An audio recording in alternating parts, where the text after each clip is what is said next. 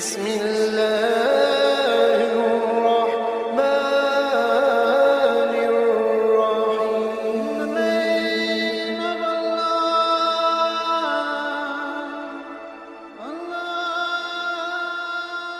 الرحمن الرحيم. بسم اللہ الرحمن الرحیم.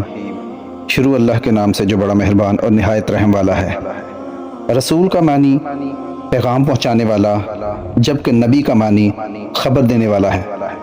اللہ تعالیٰ نے انسانوں کو اپنا پیغام جن پیغمبروں کے ذریعے بھیجا انہیں نبی یا رسول کہا جاتا ہے. رسول وہ ہوتے ہیں جن پر وحی نازل ہوتی ہے اور وہ نئی شریعت لے کر آتے ہیں.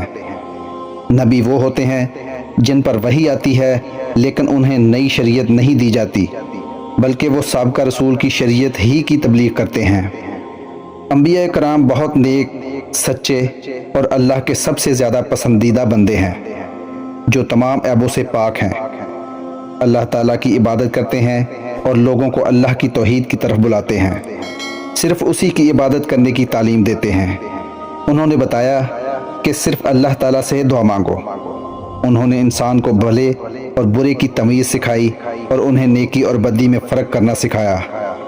اللہ تعالیٰ نے اپنے پیغمبروں کو بہت سے معجزات یعنی نشانیاں عطا فرمائیں.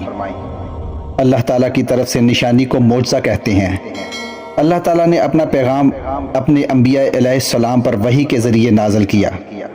اللہ تعالیٰ نے ہر دور میں ہر قوم میں اپنے نبی اور رسول بھیجے تاکہ لوگوں کو حق کی راہ دکھائیں. وہ ہمیشہ سچ بولتے تھے، لوگوں کو ایک اللہ کی عبادت کرنے کی تبلیغ کرتے. انبیاء علیہ السلام لوگوں کو اچھے کام کرنے کا حکم دیتے اور بری باتوں سے منع کرتے تھے. ہم پر فرض ہے کہ ہم تمام انبیاء کرام علیہ السلام کو برحق اور سچا مانیں اور آخری نبی حضرت محمد رسول اللہ صلی اللہ علیہ وآلہ وسلم خاتم النبیین کی شریعت پر عمل کریں.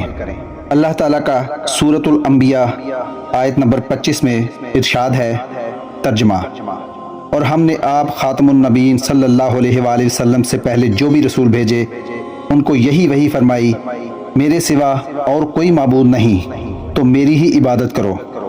دوسری جگہ سورۃ الاحزاب آیت نمبر 39 میں ارشاد فرمایا، ترجمہ: وہ انبیاء کرام علیہ السلام جو اللہ کے پیغامات پہنچاتے ہیں اور وہ صرف اسی سے ڈرتے ہیں اور اللہ کے سوا کسی سے نہیں ڈرتے اور اللہ حساب لینے کے لیے کافی ہے. دوستو ویڈیو اچھی لگی ہو تو چینل کو سبسکرائب کریں اور ویڈیو دوستوں کے ساتھ بھی شیئر کریں.